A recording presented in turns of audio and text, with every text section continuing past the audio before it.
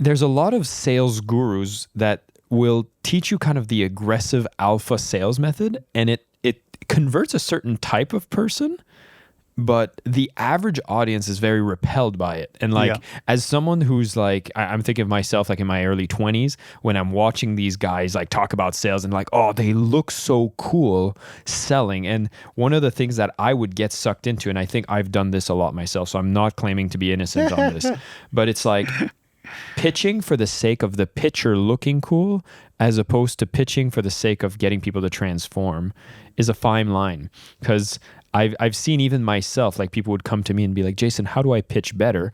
And I can, like off the cuff, I'm really good at just coming up with a pitch. But the pitch makes the listener who wants to learn to pitch to be like, wow, that sounded cool. It makes me sound cool. But it's not always the most effective for getting the best out of an audience. And I think you've probably witnessed that, where the person goes, they pitch, and the results probably aren't as good as we hoped for. So you're leaving a lot of gravy on the table. That is a big point, but also you're leaving a bad taste in the mouth of all of these people who didn't buy, and they don't take action. They kind of go home, they go, like, oh, it sounded so good, but doesn't feel good. So you actually leave people unserved who absolutely wanted your product, because what you presented and how much you gave through that presentation really landed, was genius, really touched their heart, and their knowing of a better future for themselves, for whatever they're talking about. And so these were some of the questions that I was constantly asking. So part of what has evolved of asking these questions and feeling these ickinesses, and then having clients come to me and say, hey John, I've got my pitch, and actually do a kind of role play pitch to me, and everyone's cringing, including them, and then they break down in tears. I can't do this. And I came to this thought, like, imagine if we didn't have to pitch. What if we could give it a great presentation, and rather than transitioning into asking for people to buy your thing, you stayed in the energy of giving? And this is relating to your introduction here, which is, how do we put giving first? And how do we stay in the giving mode that allows us to shift so effortlessly into an invitation, versus changing energy and state to go from giving into now asking? And when you do that, it's a state change. It's like water into ice. You're changing the state, and people feel the change of state of the person who's delivering that. And some do it very well, and kind of sneak through the back end entrances very, very well, and others do it really badly. So for instance, here's a version of a pitch which I love, be it online in a webinar or on stage. I generally work with a lot of people who do this online, and essentially picture yourself, on stage. You're delivering all this amazing content about how to change the way that you approach sales, how to center yourself, how to be putting the person who you're speaking to first, being present to them, seeing their greater potential, speaking to the very thing that they see themselves as on the other side of this, and helping them to get there, and helping them to achieve that, and helping them move there. And you've done that for an hour, and you've got 100 people in front of you, 1,000 people in front of you, and instead of going, hey, now that we've completed it, and now I'm going to move into the pitch, rather than doing this shift into the pitch, we go, hey, as a result of you guys being here and your commitment to being here for the last 45 minutes, 60 minutes and 90 minutes with me, I want to, number one, honor you for that, and congratulate you for taking the time out and actually making that commitment to yourself, and making your commitment to actually seeing a better version of yourself and actually taking that action and being here. And I want to give you something to honor you for that, and I want to give you the opportunity to win my entire program. I'm giving an entire full scholarship to one person in the audience today. All they've got to do is put an application in and tell me why, number one, this program is something that you really truly wish to get hold of or attend, and how you see your life changing, or how you see yourself affecting the lives of others as a result of getting this training. And you invite people to do that.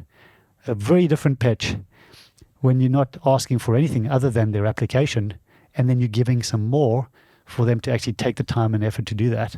Because now we start to get to really understand who your audience is, really understand what they really truly want, understand the value they see in you and the program. And now we can evaluate that and see how those applications come through, and we can sit and be in a conversation of assessment versus a conversation of sale of, oh, you want to buy my program? Great. This is the program. This is, these are all the benefits, blah, blah, blah. Oh, yeah, but what about this and what about that? Like, people go into that, now sell me. Instead, they're applying to win your program, and they go into an assessment call to see if they're going to win, or if they have a second prize, which could be a certain amount of funding or whatever else towards their program. So that's how we shift the energy, by actually just saying, what if we come from this amazing place of abundance? Because scarcity will not allow you to do this. If you're scarce, if you're running the scarcity mentality about, oh, what if I don't sell enough? You're never going to do this. But if you come from this place of true abundance and go, actually, what if I could affect somebody's life in such a profound way by giving them the program, and one of those people who are the 1,000 or the 100 or 500 people who are in my audience right now are going to be that person, and I get to choose them, and they get to choose me, and we get to give them the potential of learning all of this content and transforming their lives through this educational program that allows them then to transform hundreds or thousands of people's lives as a result. This is the ROI that we talk about, is the ripples of impact that we create as a result of the giving, which equals the return on investment. There is a balance between this, and that's why, for me, it works, because we are able to build in giving into our profit margins right up front. I've been a part of this model, and it's highly effective, and it's very energy aligned.